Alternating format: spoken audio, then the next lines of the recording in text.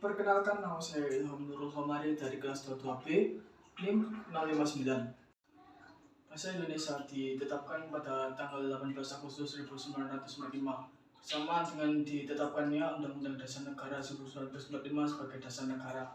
Di dalam Undang-Undang Dasar tersebut dinyatakan bahwa bahasa Indonesia adalah bahasa negara Indonesia. Kongres Bahasa Indonesia II di Medan menyatakan bahwa bahasa Indonesia berasal dari bahasa Melayu. Bahasa Indonesia bertumbuh dan berkembang dari bahasa Melayu yang dulu digunakan sebagai bahasa penghubung antar bangsa di Nusantara. Perkembangan bahasa Melayu mendorong berkembangnya rasa persatuan dan kesatuan di antara bangsa Indonesia.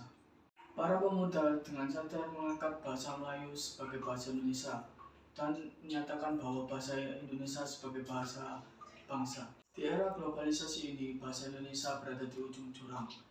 Dan sebagai bangsa Indonesia, sebagai warga Indonesia, kita harus mempertahankan dan mengembangkan bahasa negara kita sendiri. Melestarikan bahasa Indonesia adalah hal yang wajib bagi generasi ke generasi. Salah satu langkah yang bisa kita lakukan untuk melestarikan bahasa Indonesia adalah dengan menggunakan bahasa Indonesia sesuai dengan ejaan yang disempurnakan atau EYD.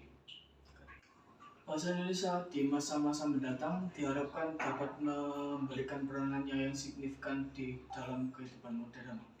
Sebab bahasa Indonesia bukan hanya sebagai alat komunikasi bagi masyarakat Indonesia, tetapi juga sebagai sebuah bentuk kebudayaan Indonesia.